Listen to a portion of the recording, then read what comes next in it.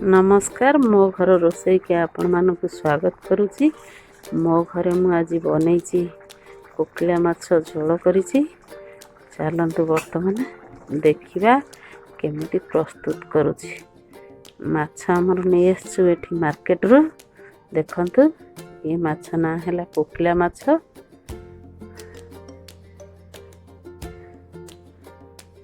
चलतु वर्तमान काटिक सफा करी नहीं आसछि। हलदी पकई दूची,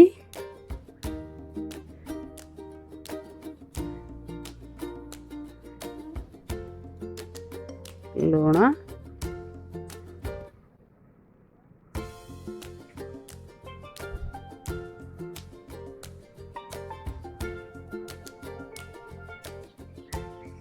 गैस लगे कड़ई बसई देछि। हलदी लुण गोलौछि माछरे। भल भाव से हलदी लुणटा गोलई हो गले सब आड़े लगे हलदी लुणटा भल लगे।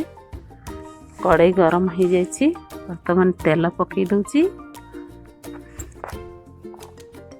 तेल गरम हो गलानी। माछ पकई देली।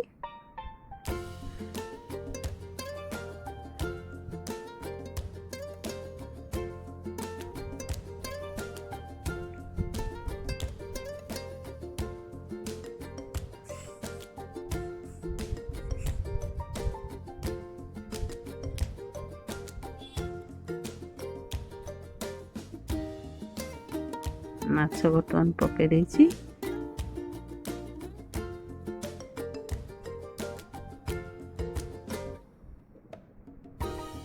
माछ को नेउटी दबा। गोटे साइड हो गलानी। आ गोटे साइड भाजिया ପାଇଁ नेउटी दबा।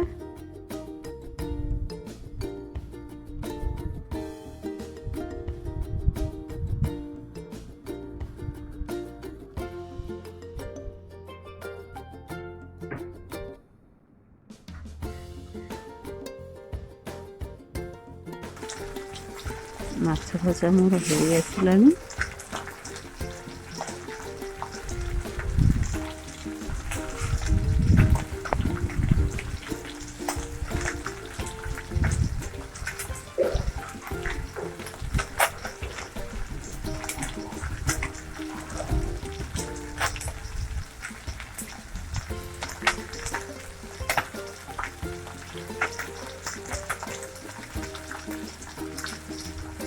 तरकारी करने पर मुझे आलू दुटा नौची।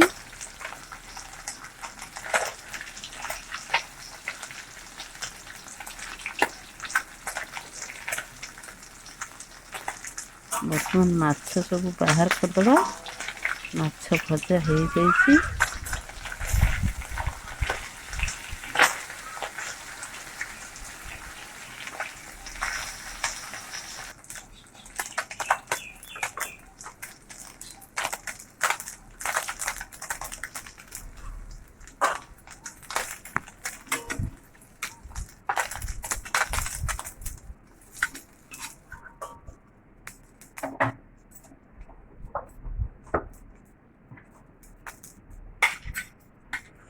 आलू दीटा मु काटिकी धोई दीची।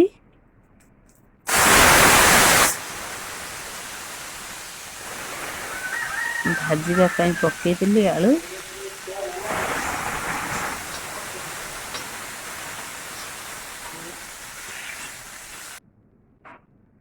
हलदी गुंड पकईली।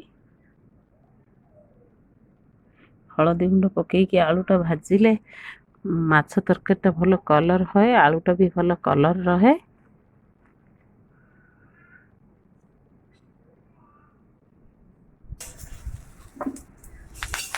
वर्तमान आलू हो जाइए। बाहर करदबा।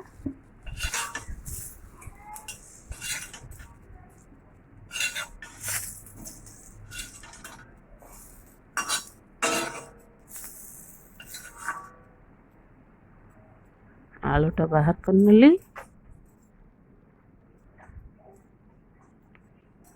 तेल पकई देली।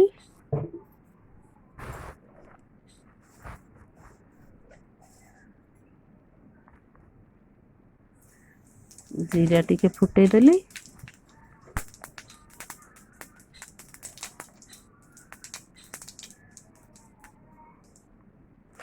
काटी पियाज गोटे ତାକୁ ପକେଇଦେବା ବର୍ତ୍ତମାନ।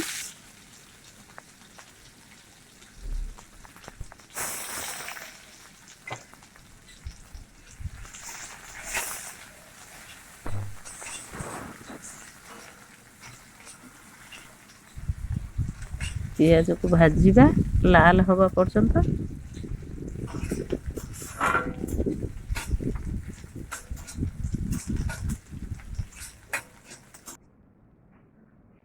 ଲଙ୍କା ଗୁଣ୍ଡ ଦେଇଦେବା। ପିଆଜରେ ଲଙ୍କା ଗୁଣ୍ଡ ପକେଇଲେ ଭାଜିଲା ବେଳେ ତରକାରୀଟା ଭଲ କଲର୍ ହୁଏ। ଗ୍ୟାସ୍ଟା ସିମ୍ କରି ଲଙ୍କା ଗୁଣ୍ଡ ପକେଇ ଭାଜିଲେ କଲର୍ ହୁଏ। ଲଙ୍କା ଗୁଣ୍ଡ ପୋଡ଼ିଗଲେ ପିତା ଲାଗେ। ମସଲା ନେଇଛି ଏଠି ସୋରିଷ ମସଲା, ସୋରିଷ, ପିଆଜ, ଅଦା, ରସୁଣ ମସଲା କରି ନେଇଛି। ମସଲା ପକେଇ ଦେଇଛି ବର୍ତ୍ତମାନ। ମସଲା ଟିକେ ପାଣି ଦେବା, ନହେଲେ ସୋରିଷ ମସଲା ପୋଡ଼ିଗଲେ ପିତା ଲାଗିବ, କଷି ହେବନି ବି ବେଶୀ।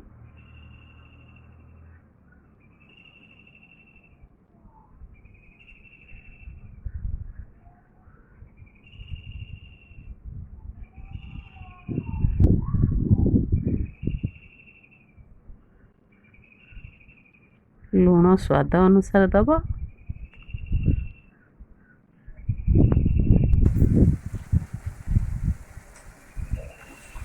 ଟମାଟୋ ଗୋଟେ ନେଇଥିଲି ପକେଇ ଦେଇଛି।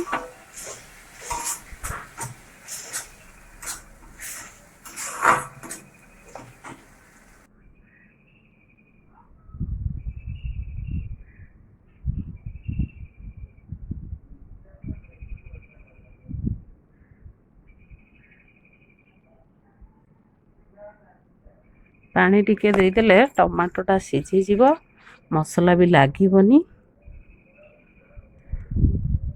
ସୋରିଷ ମସଲା କଷା ହଏନି ତ ସେଥିପାଇଁ ପାଣି ଟିକେ ଟିକେ ଦେଉଛି ଟମାଟୋଟା ସିଝିବା ପାଇଁ।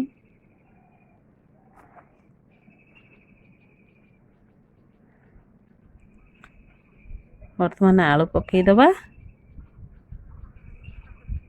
ମସଲା ସାଥିରେ ଆଳୁକୁ ଭଲ ଭାବରେ ମିକ୍ସ କରିନେବା।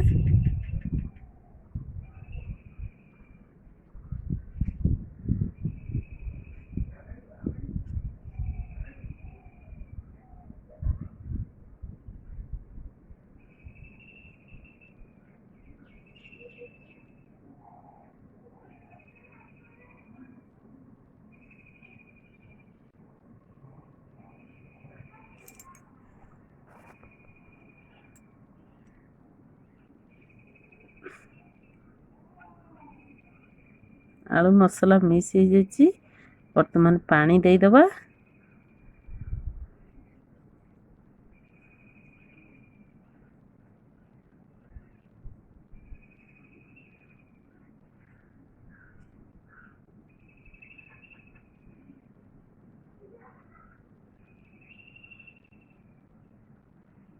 ପାଣି ଦେଇକି ଢାଙ୍କି ଦେବା, ଛାଡ଼ିଦେବା ତରକାରୀ ଫୁଟିବା ପାଇଁ। ବର୍ତ୍ତମାନ ତରକାରୀ ଫୁଟି ଯାଇଛି। ମାଛ ପକେଇଦେବା।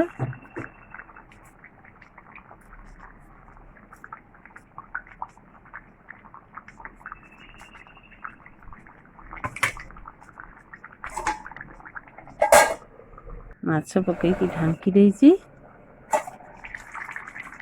ବର୍ତ୍ତମାନ ମୋ ତରକାରୀ ହେଇଗଲାଣି। ଆପଣମାନଙ୍କୁ ଯଦି ମୋ ଭିଡ଼ିଓ ଭଲ ଲାଗୁଥାଏ ନିଶ୍ଚିନ୍ତ ସବସ୍କ୍ରାଇବ୍ କରିବେ, ଲାଇକ୍ କରିବେ, ସେୟାର କରିବେ। ଆଉ ଏମିତି ବନେଇକି ଘରେ ଖାଆନ୍ତୁ, ବହୁତ ଟେଷ୍ଟି ଲାଗିବ।